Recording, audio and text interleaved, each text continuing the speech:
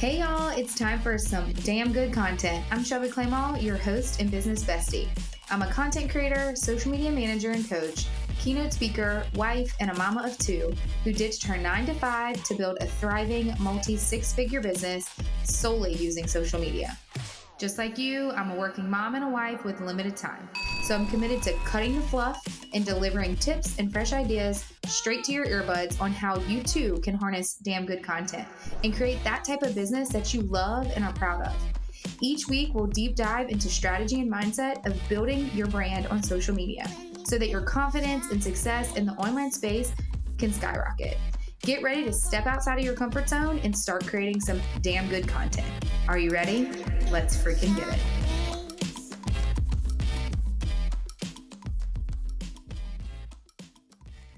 All right. Hey guys, welcome to the episode with my girl, Erinn Bridgman. I'm so freaking excited to have her as a guest, y'all. She is a pure genius, especially when it comes to money. Everything that we don't want to talk about, she loves to talk about. Like, talk about gives me sweaty armpit kind of action over here because, whew. Anyway, I'm so excited. She's built a six-figure business from coaching, and she's a millionaire from the real estate aspect of the world with her husband, and I just love it. And thank you so much for joining us today, and give it to us. Tell us who you are, what you do. Give us the spill, honey. Yes. Well, thanks for having me on this show. It's so fun. So, yes, I love talking about money because it is the source, the fuel that backs up most of our dreams, most of our desires have a dollar sign associated with them. And so I love helping set women free in their relationship with their money and the way that they think about it, manage it, all those things. So that's what I do inside of my coaching business, is helping creative entrepreneurs with all of that money stuff. Yeah. And then I also, Brett and I are investors in real estate. We have a real estate company. This is where we're choosing to, grow our wealth and do it through homes here in Indianapolis is where I live. I have the two most precious baby girls, Ava, who's 3, Junie, who's 10 months, and the weather's nice and we're just soaking it up and getting ready to head out to our new lake house that we renovated. And yeah, this is my life right now. And every day before we press record, it was like, and my daughter has pink eye and I had to figure it out and childcare, and it's crazy and it's messy and it's beautiful. Yes. Like I told you, this is a safe space, especially for everyone listening. It's all pretty much women for the most part. But I want to back up a little bit and tell everybody, y'all, we are in a mastermind together. That's how we actually know each other. We're in Jasmine Star's mastermind together. We got to officially meet last month in Newport Beach, and it was freaking amazing. And she pulled me aside and she's like, let's chat. She had questions about her messaging. I obviously had questions about what she does because, as I said, it makes me all nervous and giddy inside. But give us a little backstory on how you got started. Well, first off, how old are you? I'm 35. She's 35, y'all. She has built wealth for her family. She has young baby girls, and she is rocking and rolling. So we're going to pick her brain today. So tell us how you got started. Yeah. I got started as an entrepreneur back in 2012. I've always been an entrepreneur spirit. You know, some people fall into entrepreneurship. Most people do, right? They decide they love taking photos and then all of a sudden they have a business. I'm a little bit of a different way. I'm just wired to have businesses. I actually sold books door to door to pay for college. So that's technically, I guess, my first sort of business thing. But Brett and I got into wedding photography back in 2012 and scaled that by 2014 into a six-figure brand. And then we started to invest in real estate back in 2014. And this was scrappy. This was hustling. And this was, Brett and I had almost $100,000 of student debt, and we're making very little in our salaries because we both had full-time jobs. We were we were both got our master's degrees. I mean, we were kind of going down a different path at that point. And we knew we wanted more. And so the photography business allowed us to bring in more cash, which allowed us to start doing investing. And I knew that my work in higher education, while I loved it and I was working with women and developing women, empowering women, as resident director, I knew that wasn't going to be forever. And I pivoted then back in 2018, 17, something like that, into just business coaching. And as I was coaching women, how do we scale your business? So like pricing strategy, sales strategy, niching, all of that stuff. How do you make more money in your company? Because I had done that through my photography business. I kept seeing this theme.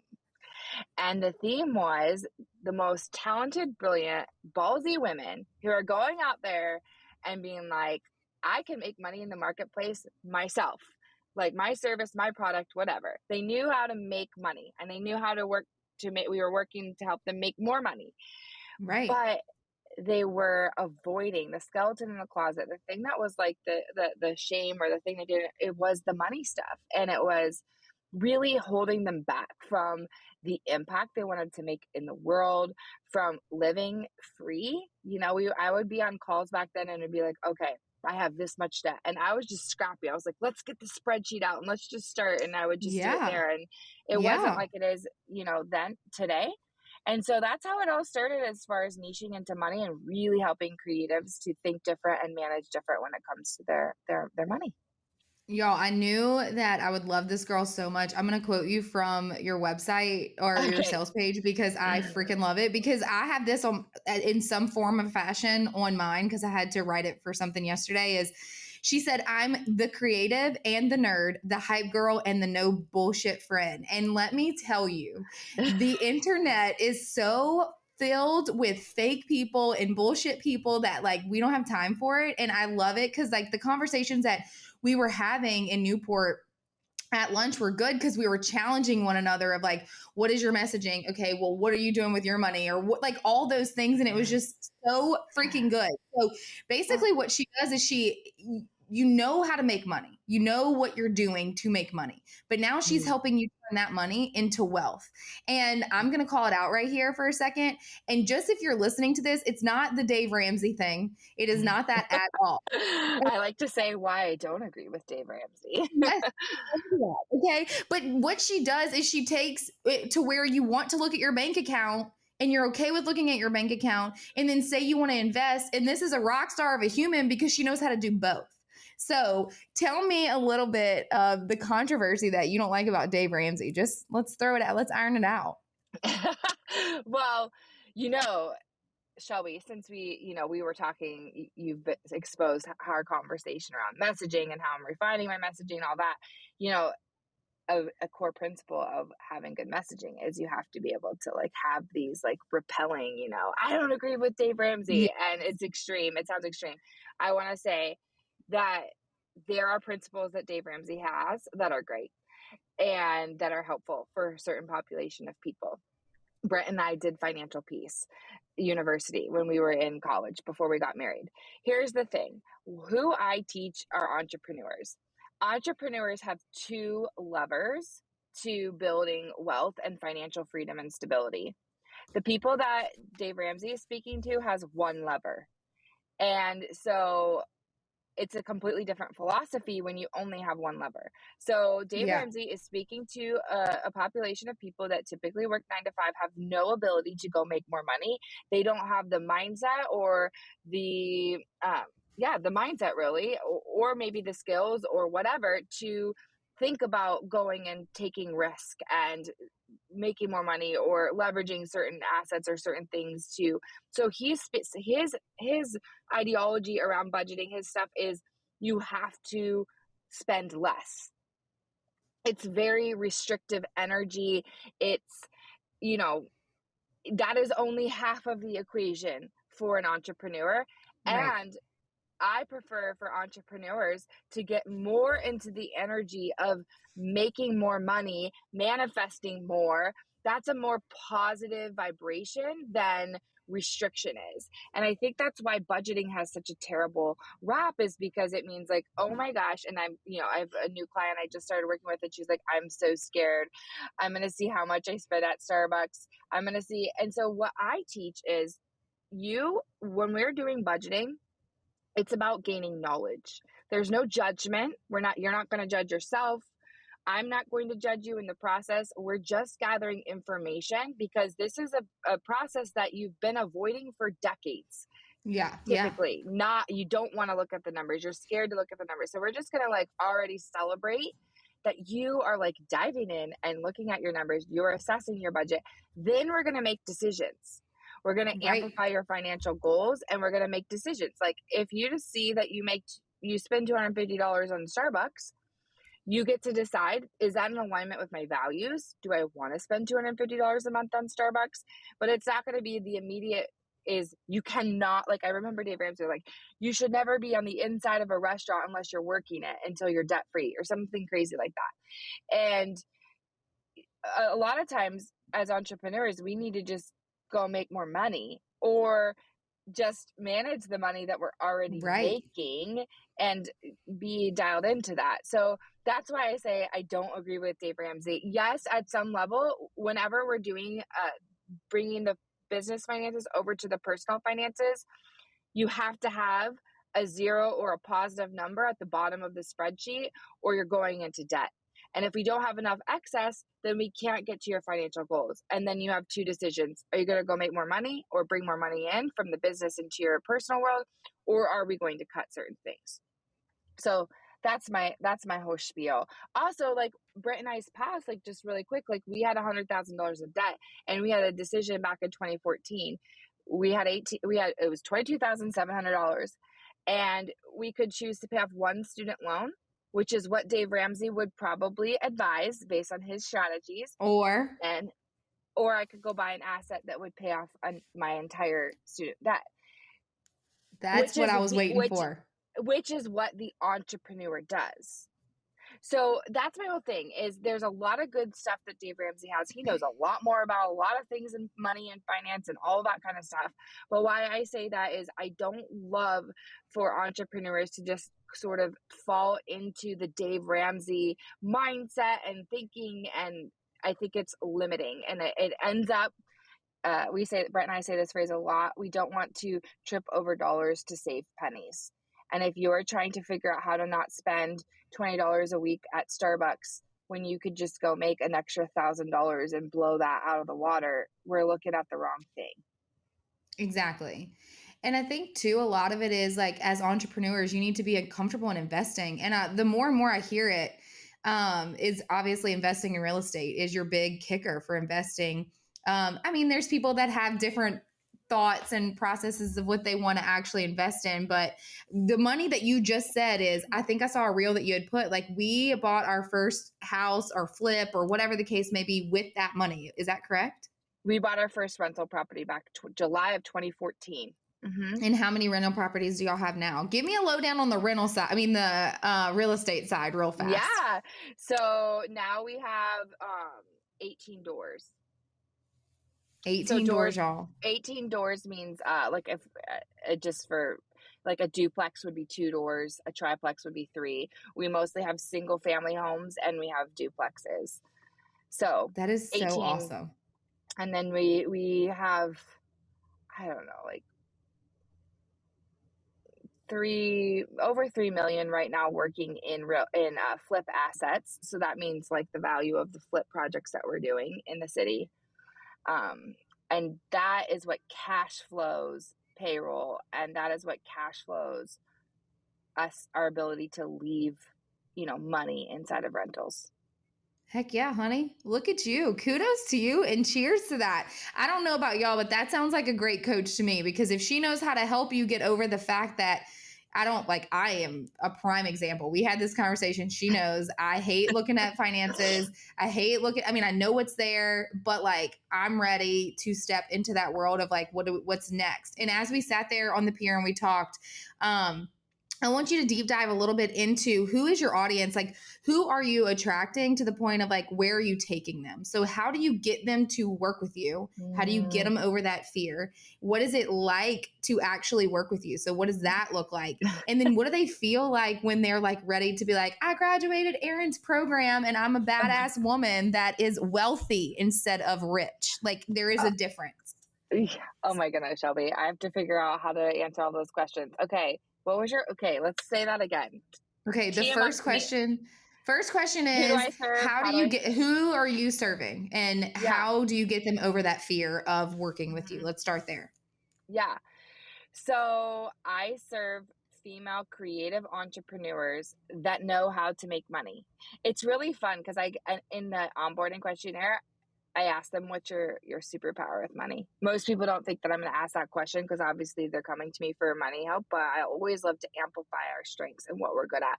And so many people say I'm really good at making money. They also say I'm really good at spending money, which is my person too, which is why they find themselves in their situations often. Or they're really good at hoarding their money and not deploying it well.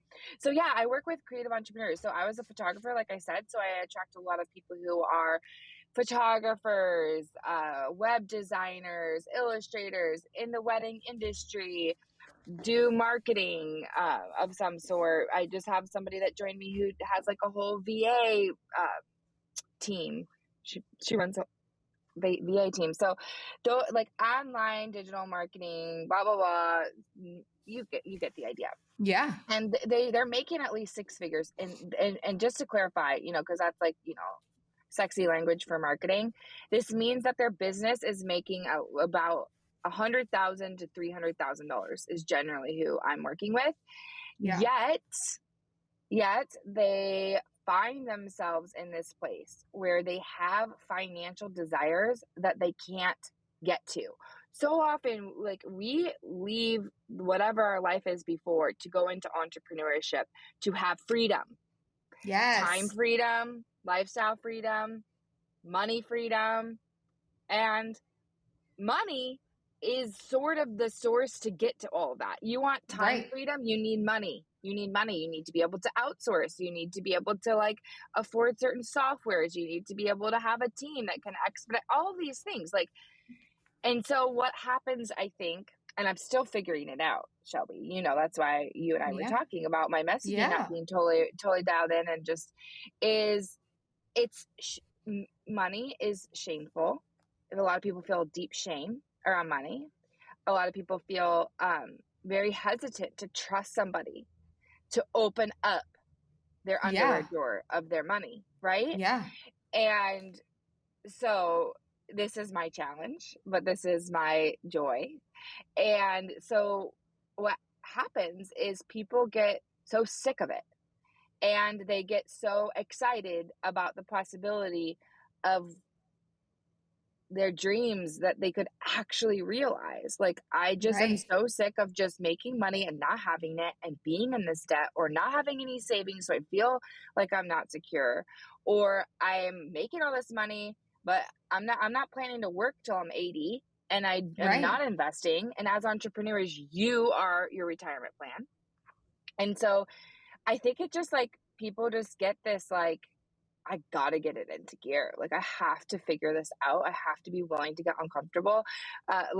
Two recent conversations. One was a gal who I was on, a discovery call, and I started eliminating discovery calls, and I brought them back. I love discovery calls. Even if you don't work with me, I just love getting to meet people and hopefully serving them and really help, And she was like, so nervous and so whatever. And I was like, oh my God, she has to say yes. She needs this so bad. Like, this would literally change her life, if she will say yes. And it's ultimately, I just trust the universe that they will make the right decision.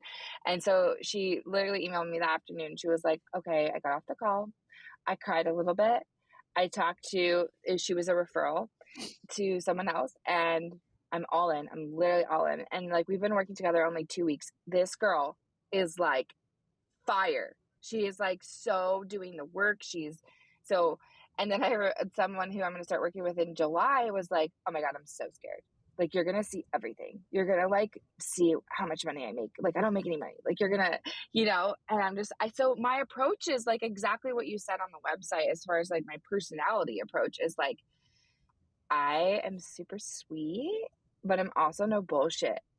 I try my hardest to create like such a space of safety for people, and like honoring that you're like stepping into this power in such a new way, but also like calling you out, because you've got to be called out in order to Stop being the person that is closing your eyes. Stop being the person that's like,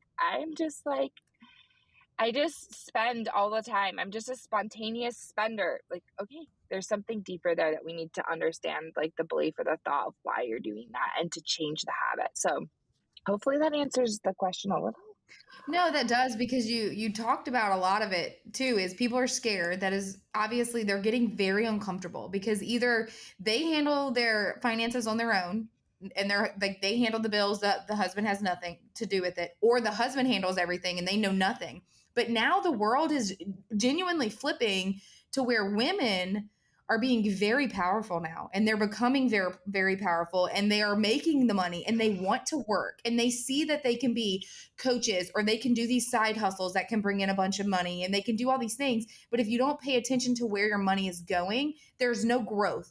And even if you do want to leave corporate for freedom and time and to become rich or wealthy or whatever the word is to you, if you cannot manage your money, you are going to be working way more and way harder than if you were working for someone else. Like, what? I know. It's crazy. It's I'm just like, I just think and of course we all think, but I'm just like, I feel like this is the most important work because it's literally the very thing that you're looking for, but that you're avoiding. And I think so much, it is so true. And I so celebrate where women are, with money. And I talk about this in different, women just in the past 100 years, how much has changed. We couldn't open our own credit cards without a man in the 70s. Yeah. In the 70s is when we started to have legislation that pushed for equal pay, for equal work. And we're still not there just because I'm a woman, right?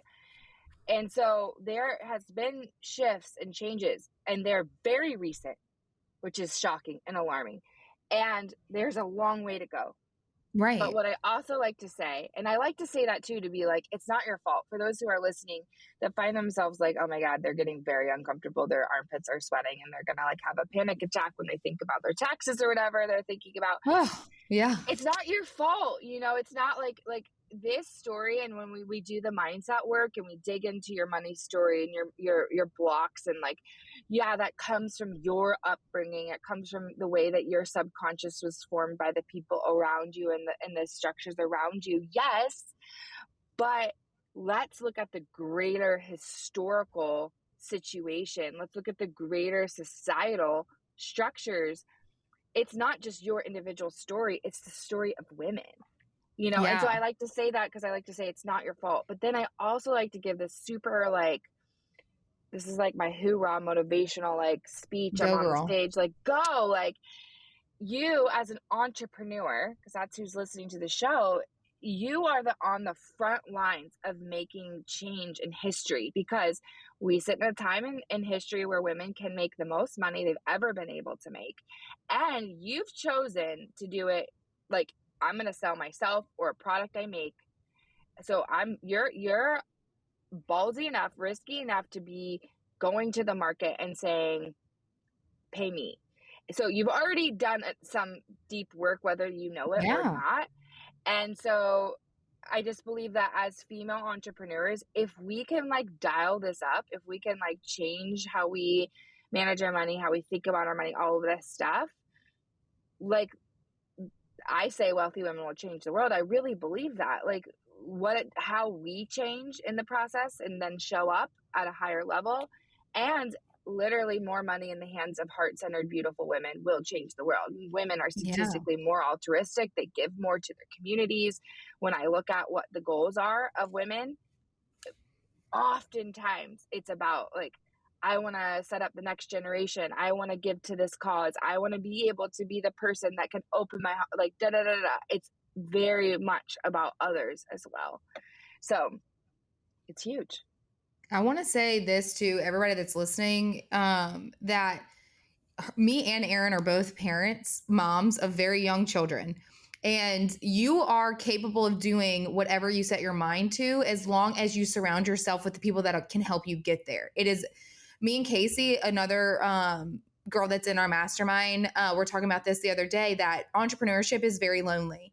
And we grew up basically on what you just said. We don't talk about things. They don't talk about money. They don't talk about how hard entrepreneurship is. They don't talk about all these things, where now we're transforming into a world where I'm like, I will tell you anything and everything that you want to know if this is going to allow you and help you to chase your dreams. So you're sitting here talking to someone that left corporate, that was miserable, wanted time and freedom, and is building a business with 2 children. You're looking at someone, or you're hearing, if you're listening to this, to Erinn. She did the exact same thing. She was in student loan debt, and she figured out, her and her husband figured out how to get to the point of the life that they wanted to live, and freedom and time. Whether you want to be an entrepreneur, or you are a mom that's staying home that just wants a side hustle that brings in some extra cash, that still, you still need to understand how you manage that in order to turn that into wealth.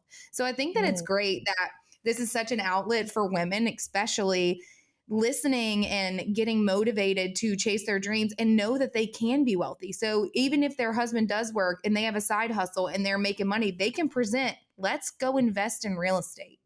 Let's go invest in things that will make us wealthy in the long run, that is leaving a legacy for our children, and that now we feel satisfied that we're doing something.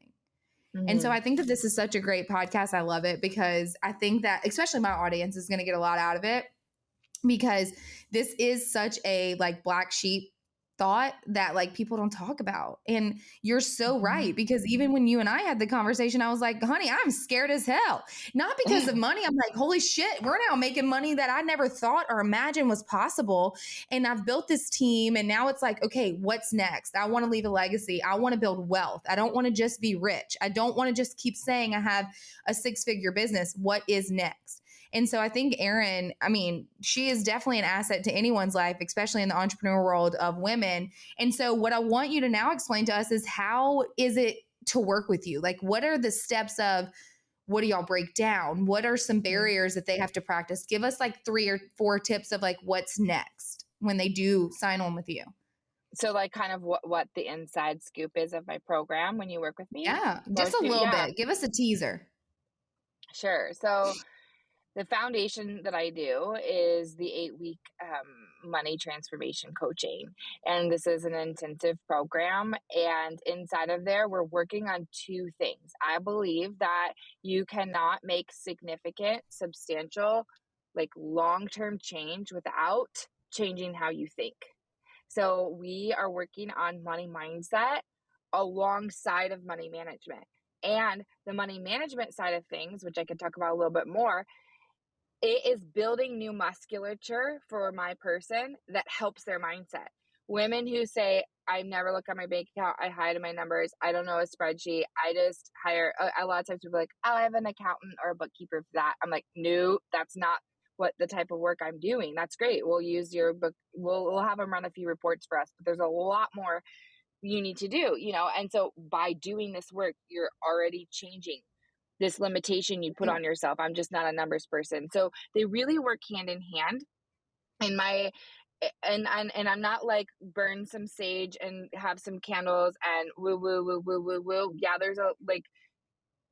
So just to say, I have a couple O's on my woo woo, but it's really like it's really like I have a journal that you go, a money journal that you go through, and it helps me dig into the spaces that we need to expand and grow in through my Voxer coaching. So there's that process. You learn your sacred money archetype. We do abundance tracking with a tool that I have.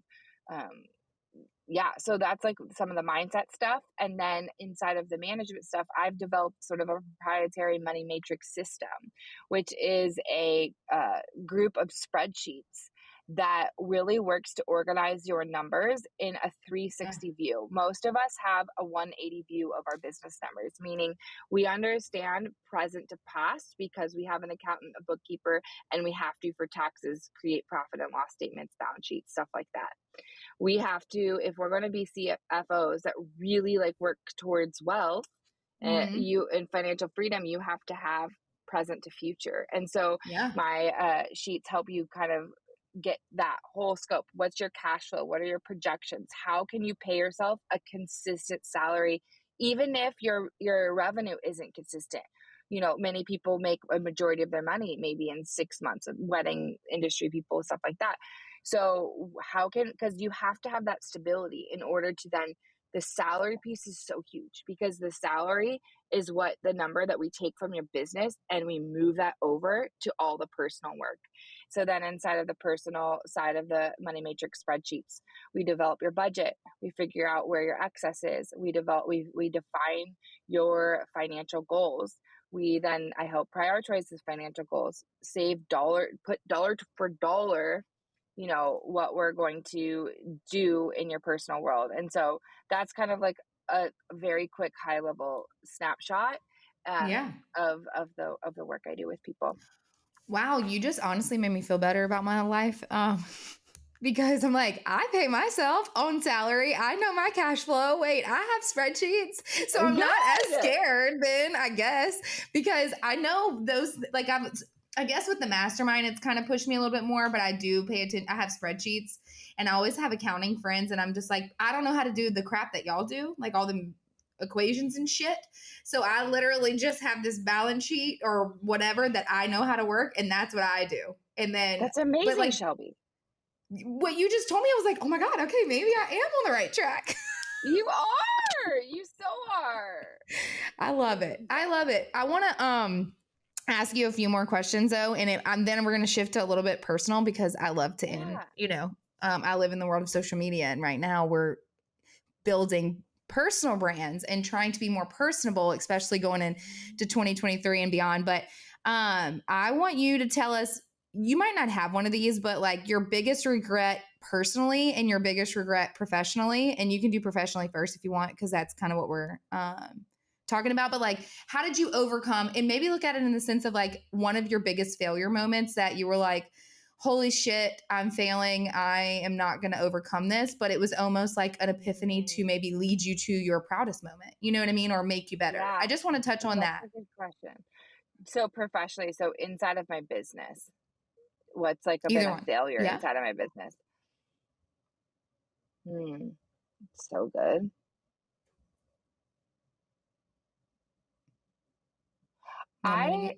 This might sound kind of like weird, and I know, like, whatever, I could talk about a lot of them. So, but this is the one that's like coming up to me, is like 2 years ago, about 2.5 years ago, I found myself in this place where I sort of completely abandoned my intuition. And I decided that I wanted to scale, and I was going to hire all the people that tell you what to do. And I started to find myself really out of alignment inside of my company. Like, I spent like $15,000 on these strategists who had me doing this work that I was like dying inside about. And I started to like, okay, well, this is the niche that they're kind of pointing me to that makes the most sense. And I just, inside of my heart, I kind of knew like I had a different direction. It was the money direction, but I kind of just silenced it and was like, no, just do what I had coaches working underneath me and all this stuff. And so I found myself really discouraged and spending a lot of money that I shouldn't have been spending, and being like, what the heck is going on? So I would just say, like, when I realized what had happened, and that I realized I had shut off my own intuition just because I wanted to grow, and I wanted to impact more lives, and I wanted to do what all the people online, the big people are telling you. Yeah. And it was like, ooh, that wasn't right, And I think I'm constantly on a journey of figuring out, like, how do I sift through all of the marketing advice and strategies and keep my intuition dialed up high? And how do I make sure that my work is always in alignment?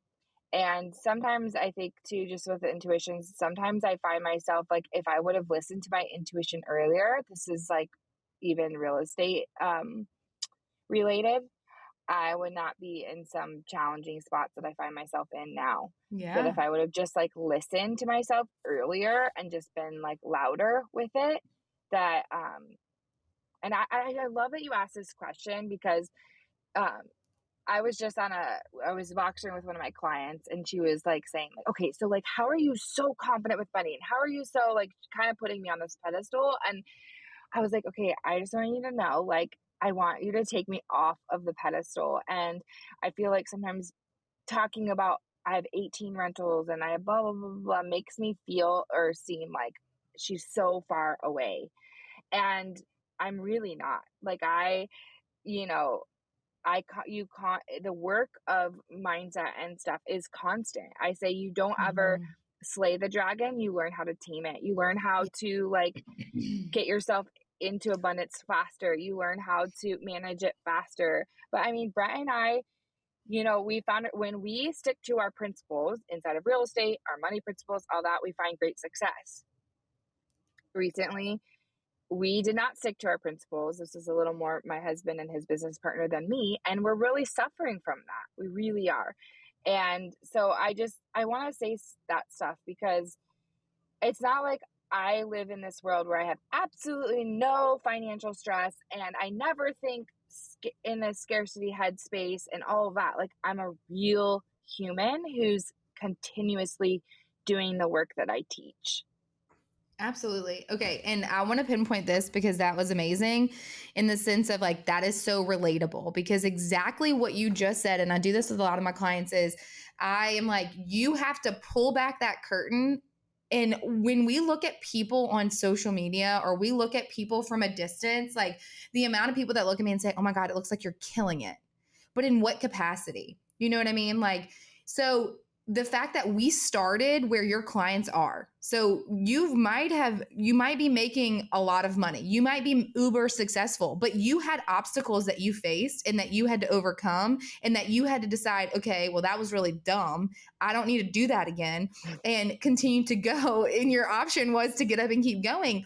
And the thing is that failure and mistakes, all of those happen in order to get us to where we are today. And that is what brings the confidence. And that is what is allowing us to help others start where we started. And in the sense of what I've learned as well is your gut and your intuition is pretty much always accurate. So especially when, even if it's like working with a client that maybe come and they're like, oh my God, they're going to pay you X amount of money. The money is not going to matter if you are going to go against your morals and your values and the mission of your business, because that one client could suck everything out of you. And you can get 10 of them that respect you and that want to work with you and that are ease. And that's a huge difference. So I'm really excited that you did say like, follow your intuition, and the fact that like there are people that I'm very guilty of, I put on a pedestal, but in the same sense of they had obstacles that they are facing currently and that they have faced. And it was the decision of what they wanted to do that got them to where they are today and what the future will hold for them. So I'm glad that you were vulnerable in that sense. And let's hit the proudest moment. Give me the proudest moment in your professional life and what you and Brett have done, or just you, honey, as coaching and teaching wealthy women to be amazing. I know I'm hitting you with it. I know you asked for questions before and I'm like, you know what? I'm going to say that one of my proudest, I don't even know if it's like, yeah, and maybe I'm just going to call it a magical moment. Because I asked this question, like in my, at the end of my podcast, I asked like, what's your most proud money moment? And I love people's answers because it's not the super sexy marketing. I'm a millionaire. I sold this, blah, blah, blah. You know what I mean? What came to my mind when you said that was the dinner parties that I've been able to host for female entrepreneurs and the magic that happens around the table. Yes. I just feel like, and that's not even like, I'm just proud that I'm like leading that. I'm proud of the women showing up and the experience and the magic. I don't know. That's like a weird moment, but I'm really proud of that. No, I love that. I guess it's more of a magical moment. I'm really proud right now. Just say I'm really freaking proud of myself for still being in my company right now and showing up in my company, because real estate has sucked the life out of me this past year. And I'm tapping back into creativity and energy and getting some clients and like really getting in flow. But I could have easily just shut it down. So I'm really proud of myself for just like believing so much in my mission and my work and loving it that I would just like keep going. I love that. And I love that your proud moment, because it can be a proud moment, is a magical moment. Because I will confess that I've never been a true girl's girl until recently, honestly, because we grew up with the whole like catty bullshit. Like, I don't do that. Like, I do not do the cattiness. I don't do the jealousy. I don't do all that crap. And so to me, it was just easier just to be like, no. But I have evolved in the sense of when you find the right women that are genuinely cheering you on and they are genuinely happy for you and they see the spark in you and they want you to succeed and they want you to be amazing. It's a whole new light. Like this mastermind that we're in with 15 women it was just an accident for Jasmine to put us in there.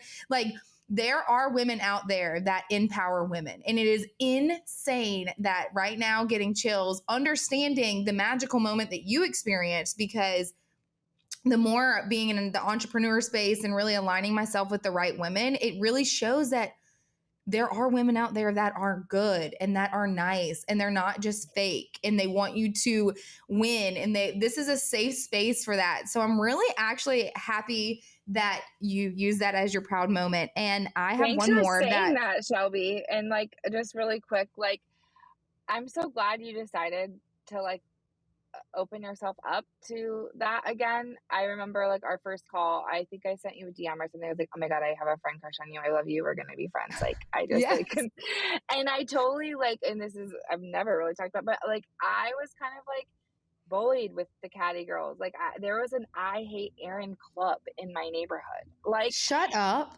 There was some painful stuff back there for me in my childhood. And so I get it. Girls can be but like they can also be beautiful and magical and amazing.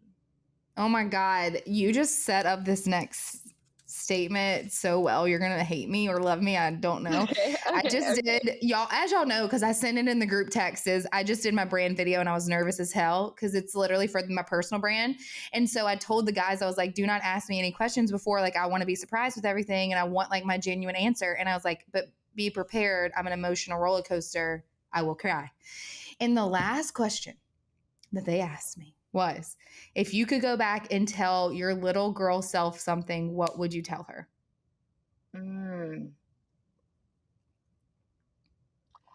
Actually, I'm going to go a little different route with that. I think I would tell her to like relax and you don't have to work so hard.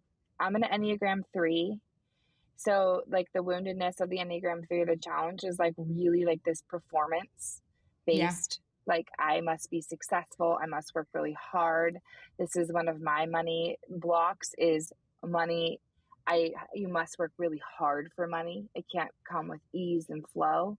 And something that I've still battled, but I've also seen that it can come with ease and flow. And so I would just tell her to just like, have a little more fun, take a deep breath, chill out. You don't have to work so hard. You are loved and valued just as you are.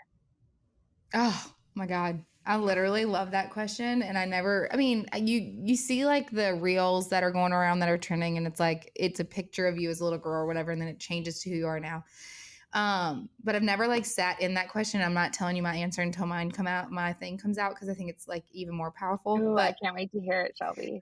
I know. I'm really pumped, but what have you ever been in a mastermind to wrap us up? You have. Mm-hmm. So this isn't your first one.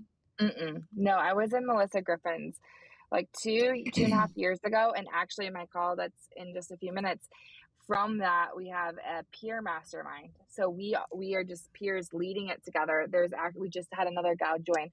So there's 9 of us and it's the most magical group.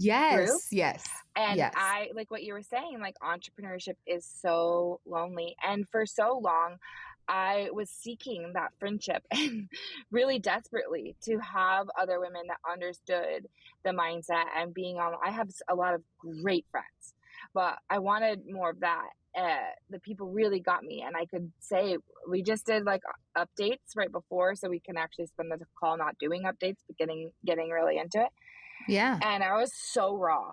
And that's like we have a really active text message that's like, here's what's great. I'm celebrating this. Oh my gosh, I'm freaking out. I'm freaking out. Oh my gosh, I'm crying. Like, it's just so. It's good.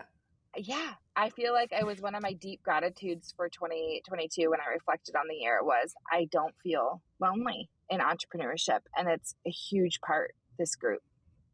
It is. It's definitely a huge to not feel that anymore, because I know in our first mastermind, especially with Jasmine, like she was asking, and I'm not going to call them out, but there was 2 of us that said the exact same thing. And it was or a couple of us that was just like, it's just lonely with what we do. And especially what I do, because people don't really understand it, especially where I'm from, like what this even means, like social media management. How is that a career? What do you mean? I'm confused. And so it's really hard to talk about, but now we have such a bond. And the fact that we met in person in the beginning of the mastermind was, I think, gold, because now it just like levels us all up to where I feel like I just know who you are at this point, like as a person, not necessarily just as a businesswoman, but as a person too. Mm-hmm. So I want to thank you so much for taking time out of your crazy morning with your baby girls. I felt you yesterday. That was me, honey. But we figure it out and we do our thing. We do. So thank you so much. Thank you for having me. Before we end, I want you to tell everybody where they can find you. And then also shout out to your podcast and all that kind of stuff. Give us everything. Yeah. Okay, you can find me. I'm most active on Instagram, so you can find me there at Erinn_Bridgman. You can maybe put that. My name is spelled ERINN BRIDGMAN. No E on the bridge. It's like crazy. So just check the show notes. So go there. I have the Wealthy Woman podcast where we talk about how can we live in deeper abundance and how can we use our businesses to grow our wealth. So you could head there. It has really tangible business advice as well. And I think the salary calculator tool would be something that might be helpful for your audience. Yes. It's a brand new tool that I just created. And so I can give you the link for that if people feel like they want to figure out how can I start really paying myself consistently. And not just, many people pay themselves consistently, but they pay themselves least, last, and inconsistently. They pay themselves not enough. And so this tool will help you kind of figure out, based on your business finances, a range to pay yourself. Perfect. Well, thank you again so much. And I hope you have a great day. Guys, that's a wrap for this episode. If you like it, please share, comment, review, all the things. And we will see you next week.